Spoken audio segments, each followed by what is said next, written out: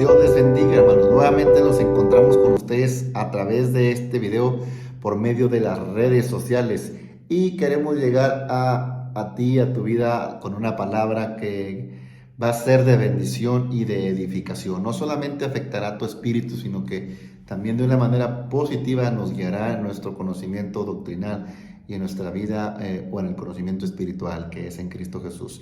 Y la palabra de Dios está en Mateo capítulo 21, verso 18 al verso 22.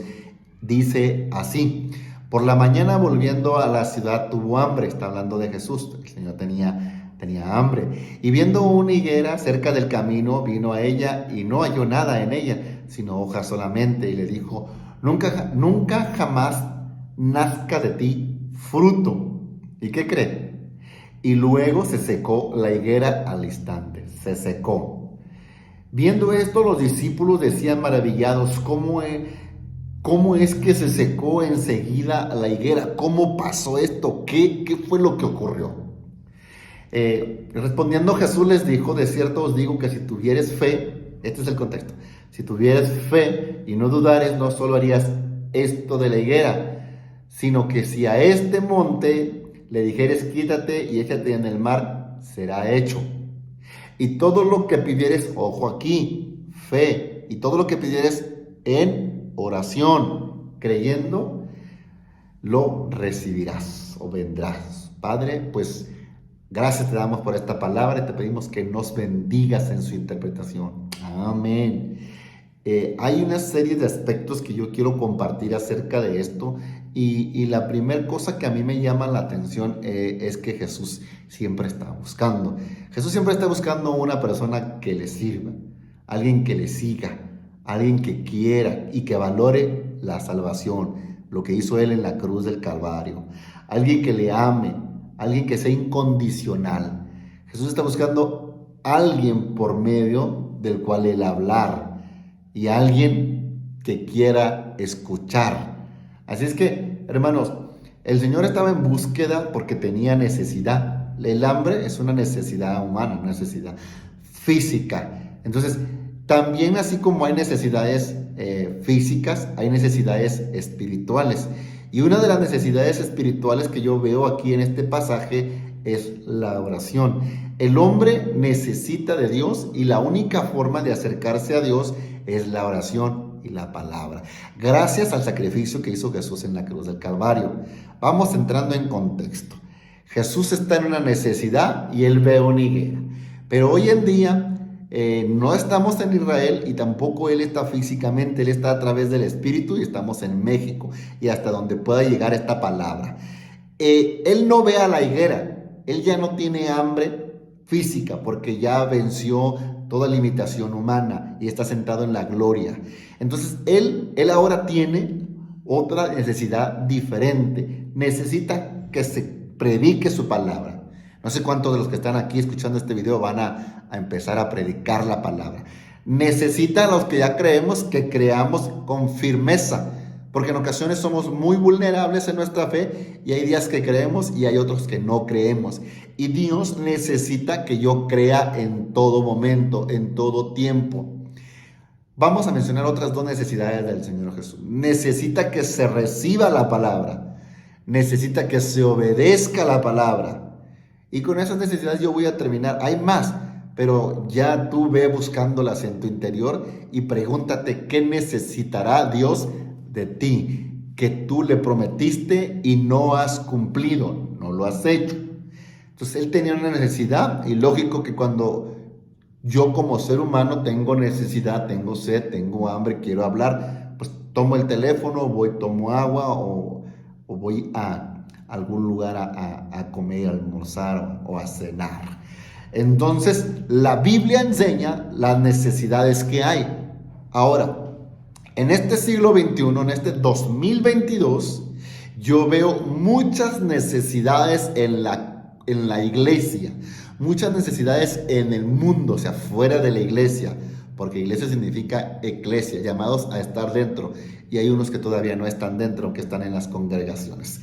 Entonces, hay mucha necesidad, y una necesidad cuando no es no está saciado, no se satisface o se suple esa necesidad, se sustituye por algo que puede parecer que es lo que se está buscando, pero no lo es.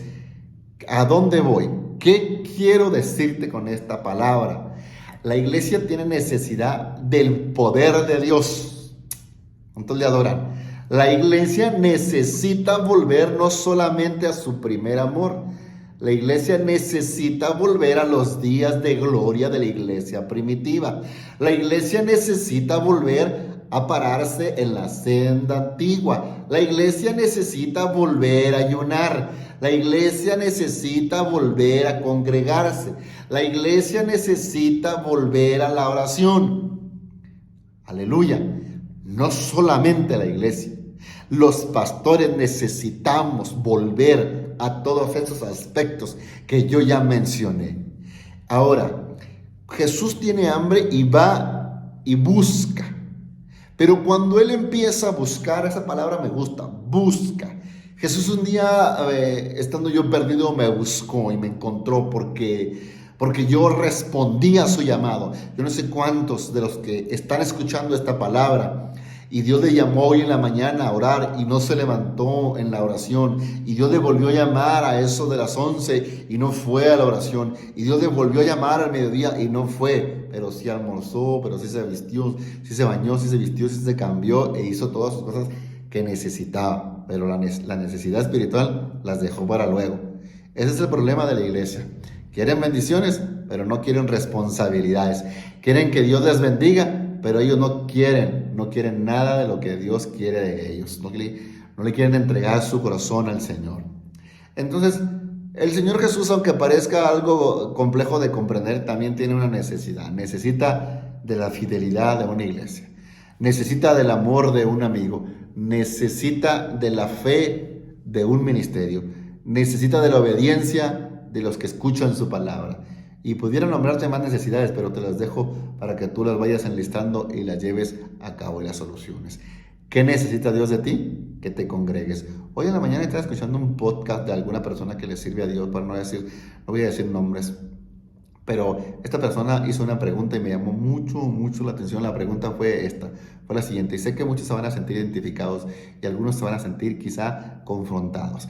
El hermano dijo, ¿podrá alguien amar a alguien sin frecuentarlo? Y fue bien interesante porque la especificó más. ¿Podrá la gente amar a Dios cuando no lo busca? Y wow, fue como una bomba en mi mente, en mi espíritu, que me hizo inmediatamente reflexionar de las cosas que yo he dejado de hacer para demostrarle a Dios que le amo. Porque sabe, amado hermano, el amor no solamente se expresa con nuestros labios o con regalos. El amor se puede expresar y se manifiesta a través de la fidelidad y de la obediencia, hablando del amor hacia la palabra y hacia Dios mismo. Yo no puedo decir que amo a Dios y estar alejado de su casa. Yo no puedo decir que amo a Dios y no querer servirle en ningún área en la iglesia. Yo no puedo decir que amo a Dios y no estar colaborando en absolutamente nada de tanto trabajo que hay en las congregaciones. Así es que hay mucha gente que dice que ama, pero la realidad es que no ama, porque no tiene frutos. Jesús un día te va a venir y te va a buscar y te va a ver, y ojalá que sea antes del arrebatamiento o antes de que usted y yo nos toque partir con el Señor, o sea, que muramos. Porque un día va a venir y si no ve nada, va a ver que hay hojas solamente. Las hojas representan la apariencia, la vanidad, el engaño. Es como el trigo y la cizaña. La cizaña parece trigo, pero no lo es. Cuando se acerca se ve que no tiene grano, no hay fruto. Y aquí la higuera debió de haber tenido fruto y no tenía. La higuera representa dos cosas. Uno, el pueblo de Israel. Cuando llegó Jesús nadie lo recibió porque no había fe, no había ese fruto de la fe, no había esa recepción de amor, no había ese conocimiento que se profesaba en las sinagogas y que se leía todos los días de reposo, Moisés y la ley. Pero estaban ciegos realmente aunque tuvieran la palabra, y así pasa. Muchas de las veces nosotros tenemos la escritura en nuestras manos, pero estamos ciegos. No vemos la grandeza de Dios, no vemos las ofensas que hacemos, no vemos nuestros pecados. Nos llenamos de soberbia, somos vanidosos y no queremos reconocer, y no nos gusta que un pastor nos exhorte y tampoco que un hermano nos exhorte. Y Y aquí yo encuentro que Jesús un día me va a venir a buscar a mí. Y yo espero que el día que Él venga a buscarme yo esté listo, yo esté preparado. Porque no lo vas a engañar. Hay mucha gente que dice amar a Dios, pero nunca lo ves en la iglesia. Hay mucha gente que pone tantas cosas en Facebook y en sus redes sociales que aman a Dios, e imágenes y bien cristianas y bien bonitas, pero ellos no los ves. No se aparecen por ningún ministerio, no se aparecen en ningún domingo, no los ves entre semana, no los ves en las ofrendas, no los ves en los diezmos, no los ves en la alabanza, no los ves en la enseñanza, no los ves en todo lo que hacemos los hermanos, no los encuentras, pero ellos dicen, pero no los vemos. Y si yo, que soy un simple mortal, un ser humano, no lo veo, imagine el ojo que todo lo ve, el ojo de Dios, que no lo vas a poder engañar diciéndole una cosa y haciendo otra. Así es que vamos a buscar que nuestras palabras sean congruentes, seamos congruentes, hablemos y hagamos lo que decimos. No tengamos una fe errada, una fe ficticia que se engaña a sí mismo. El pastor, un pastor de los Estados Unidos, no voy a decir su nombre, él decía que el pueblo latino o el pueblo hispano se había hecho un Dios a su imagen y su semejanza. Fíjese qué tremendo. Cuando la Biblia dice que el hombre es hecho a la imagen de Dios, pero el hombre se creó un Dios conforme a sus necesidades, porque el Dios que está en la Biblia se le hizo muy exigente, se le hizo muy duro, no le encontró amor, no le encontró el deseo de seguir y servir a un Dios que pide que hagamos cosas y que pide que dejemos de hacer otras. Y este evangelio ya no se predica por esta palabra parecer un poco dura, pero en realidad es la Biblia. Simplemente en los púlpitos hoy se motiva más, en lugar de enseñarse, se motiva, se anima, se les dan pláticas que les inspiren a superarse personalmente, pero hace falta meter la teología y meter la doctrina y meter la escritura y hablar de la responsabilidad y también hablar de toda esa holganaría que hay ahí en la iglesia, que nadie quiere servir y nadie quiere trabajar. Entonces, cuando una iglesia no quiere servir, no quiere trabajar, no quiere apoyar, dejó de ser iglesia.